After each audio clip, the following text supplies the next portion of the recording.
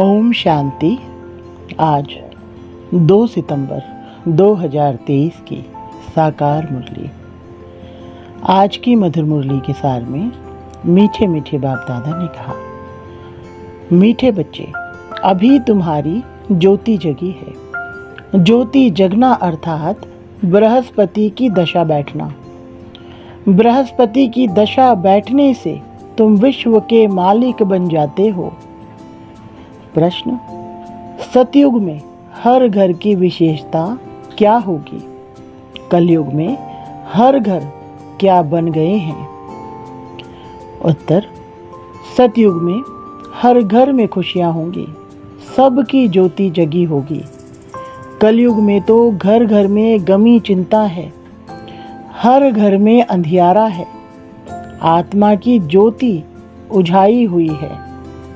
बाप आए हैं अपनी ज्योति से सबकी ज्योति जगाने, जिससे फिर घर घर में दिवाली होगी। गीत माता ओ माता। ओम शांति। बच्चों ने माँ की महिमा सुनी। यूँ वास्तव में उपमा तो एक की ही होती है। माँ को भी जगत अम्बा बनाने वाला, जन्म देने वाला फिर भी कोई और है। ऐसी माँ को भी जन्म किसने दिया?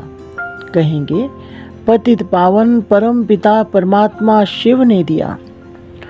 फिर भी महिमा हो जाती है एक ही ज्ञान सागर पतित पावन परम पिता परमात्मा शिव बाबा की। वह बैठ बच्चों को अपना और अपनी रचना के आदि मध्य अंत का और पतितों को पावन बनाने का राज समझाते हैं।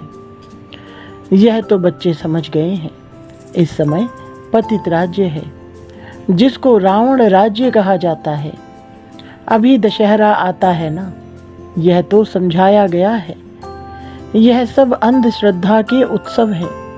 ऐसे तो कोई है नहीं कि एक रावण था, लंका थी। लंका सीलान को कहा जाता है। दिखाते हैं वहाँ सागर पर बंदरों ने पुल बनाई। वास्तव में यह सब हैं दंत कथाएं। ऐसे तो है नहीं कि 10 शीश वाला कोई रावण था, लंका में राज्य करता था। फिर तो उनकी एफिजी लंका में ही जलानी चाहिए। रावण को जलाने का भारत में ही रिवाज है और कोई जगह नहीं जलाते। अखबार में भी यहाँ के लिए ही पड़ता है। सबसे जास्ती उत्सव मैसूर का महाराजा मनाते हैं। उनका शायद इस दंत कथा से प्रेम दिखाई पड़ता है। अब इस पर समझाना तुम बच्चों का काम है। एफिजी तो दुश्मन का बनाकर जलाया जाता है, जैसे आगे हिटलर का एफिजी बनाकर जलाते थे। दुश्मन तो बहुतों के होते हैं। अब रावण किसका दुश्मन था? भारतवासियों का दुश्मन था। परंतु दुश्मन को भी एक बार जलाया जाता है। ऐसे तो कोई भी नहीं करते जो हर वर्ष दुश्मन का एफिजी बुत बनाकर जलाते हैं। दुश्मन का एफिजी तो बनाते हैं, परंतु वर्ष वर्ष तो नहीं जलाते। यह रावण फिर कौन है, जिसका भारत में बहुत समय से 10 शीश वाला एफिजी बनाकर जलाते रहते हैं? यह दुश्मन कब से हुआ है, जो मरता ही नहीं। आखिरीन खत्म होगा या सदैव रहेगा ही? तुम बच्चे जानते हो, भारत ही पवित्र था, फिर भारत को ही रावण ने अपवित्र बनाया है। अभी रावण राज्य है। अगर लंका का राजा था तो रानी भी होगी। तुम तो यह बातें मानेंगे नहीं। रावण अभी तक जीता है वा क्या? कुछ भी समझते नहीं। जीता है, फिर उनकी एफिजी बनाकर जलाते रहते। एक बार जलाया फिर क्या हुआ? हर वर्ष जलाते रहते हैं। तो तुम बच्चों को समझाना चाहिए। कमेटी के बड़े जो बनते हैं, जैसे मैसूर का महाराजा है, वह बहुत मनाते हैं। फॉरेनर्स को भी देखने के लिए बुलाते हैं। समझेंगे शायद ऐसा हुआ होगा। परंतु ऐसा तो कभी हुआ नहीं है। नाटक बना देते हैं, रावण का भी नाटक बनाते हैं। तो इस रावण की बात पर समझाना है, बड़ी जबरदस्त बात है। अभी तुम रावण राज्य में बैठे हो। पतित दुनिया को ही रावण राज्य कहा जाता है। अभी राम राज्य और रावण राज्य का राज तुमको समझाया गया है। रावण 5 विकारों को कहा जाता है और कोई नहीं है। तुम समझ गए हो। रावण का राज्य अभी भारत में है। भारत में ही दशहरा, दीपमाला आदि मनाते हैं। तो समझाना पड़े, अगर रावण जीता है तो रावण राज्य ठहरा ना। रावण है पतित बनाने वाला। तुम जानते हो 5 विकार जो कि इस समय सर्वव्यापी हैं, उनको ही रावण कहा जाता है। रावण के चित्र तो आगे दशहरे में निकलते थे। इसमें तिथि तारीख भी डालनी पड़े। इस समय पतित का विनाश और पावन की स्थापना होती है। तुम पतित से पावन बन रहे हो। पावन बन जाएंगे, फिर रावण संप्रदाय को आग लगेगी। रावण खत्म हो जाएगा। फिर सतयुग में कोई एफिजी नहीं बनानी पड़ेगी। सब पावन बन जाएंगे। आत्मा में सतो प्रधानता की जब ताकत थी तो जागती ज्योत थी। पतित बनने से वह ज्योत उझा गई है। आत्मा ही पतित बनी है, उड़ने की ताकत नहीं है। 5 विकारों से आत्मा आयरन एज्ड बन गई है। यह जरूर समझाना है। आत्मा को जागृत करने वाला एक बाप है। यह तो सब कहते हैं। ज्योति स्वरूप परमपिता परमात्मा आएगा। अब ज्योति स्वरूप तो तुम आत्मा भी हो, परमपिता परमात्मा भी ज्योति स्वरूप है। तुम्हारी आत्मा की ज्योति बुझ गई है, बाकी जाकर जरा सी रही है। मनुष्य मरते हैं तो रात दिन उनका दीवा जलाते हैं। दीवे की बहुत संभाल करते हैं। घृत खत्म हो जाता है फिर और डालते हैं। आत्माओं का भी ऐसे है। बाप आकर सबकी ज्ञान से ज्योति जगाते हैं। ज्योति जगी हुई कितना समय चलती है। वह तो रात को जलाते हैं फिर घृत डालते रहते हैं। तुम्हारी अब ज्योति जग रही है। जगते जगते फिर जग ही जाएगी। ज्योति बुझने में 5000 वर्ष लगता है। फिर बाप आकर घृत डालते हैं। तुम्हारी अब ज्योति जगी है, फिर धीरे धीरे कला कम होती जाएगी। ज्योति उझाई जाएगी। तुम जानते हो अभी हमारी ज्योति जगती है। फिर सतयुग में घर घर में सोझरा होगा।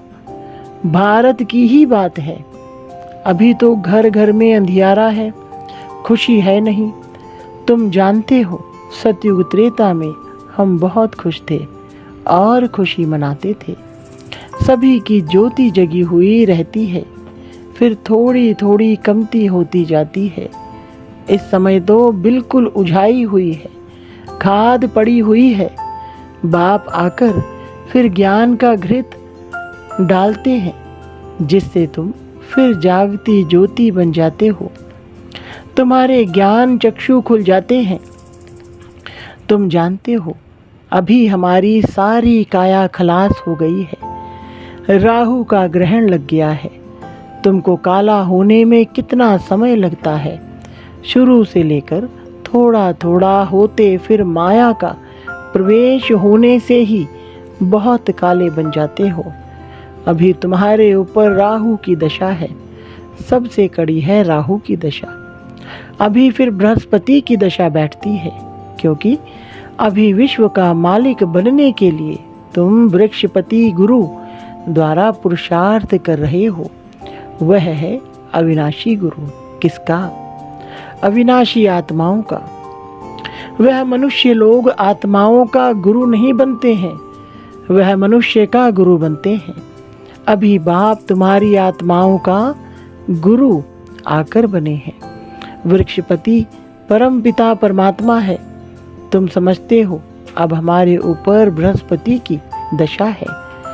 स्वर्ग के मालिक तो बनेंगे, अविनाशी सुख रहता है, परंतु उसके लिए पुरुषार्थ अब करना है कि हम सुखधाम के महाराजा महारानी बने। पुरुषार्थ तो हर एक का अपना चलता है। यह है रुद्र शिव की पाठशाला, वह है ज्ञान सागर। तुम उनकी पाठशाला में पढ़ रहे हो। भगवान उवाच, मैं तुमको राजयोग सिखलाता हूँ। अविनाशी आत्माओं का अविनाशी बाप मैं हूँ। एक है जिस्मानी बाप, एक है रूहानी बाप। दोनों कंट्रास्ट भी बताना है। रूहानी बाप कब मिलते हैं?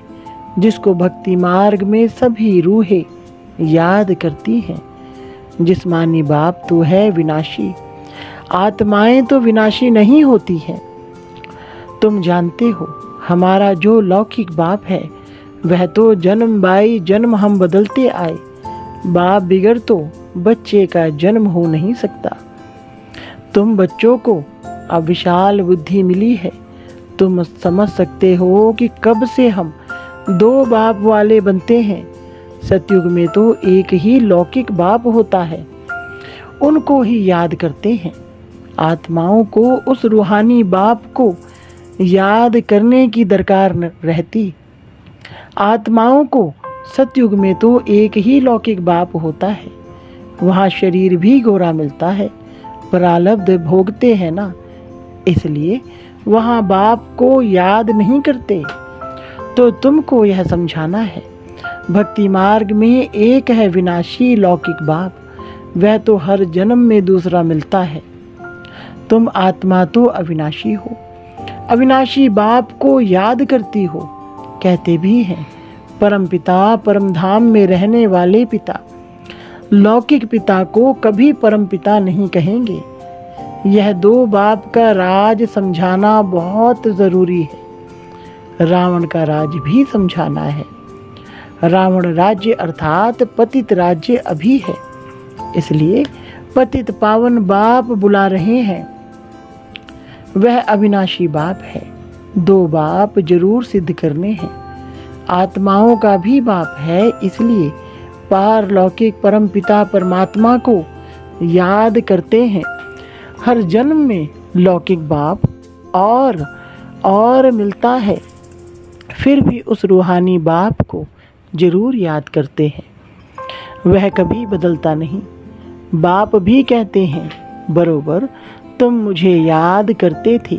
हे परमपिता परमात्मा, कब तक तुमको याद करना है? फिर बाप कब मिलता है? यह तुम अभी जान गए हो। जब भक्ति का अंत होता है तब भक्तों को फल देने बाप आते हैं। बाप ने समझाया है, सभी भक्तों को मुक्ति जीवन मुक्ति देता हूँ। तुम जानते हो सतयुग में एक ही धर्म होता है, उसको वननेस कहेंगे। कहते हैं सभी मिलकर एक हो जाएं, परंतु सभी धर्म तो एक हो नहीं सकते। जब एक राज्य हो जाता है तो पवित्रता सुख शांति रहती है। भारत में राम राज्य था जरूर, अभी यह रावण राज्य है, इसलिए रावण को जलाते रहते हैं। तो दो बाप का राज समझाने से झट समझ जाएंगे। अविनाशी बाप तो जरूर है, नई दुनिया रचने वाला बाप ही है। नई दुनिया में बरोबर देवी देवताएं ही थे, फिर वही दुनिया नई से पुरानी होती है। नई दुनिया में कितने जन्म लेते, पुरानी दुनिया में कितने जन्म लेते, यह तुम जानते हो। ऐसे भी नहीं कि 84 जन्मों के आधा होना चाहिए।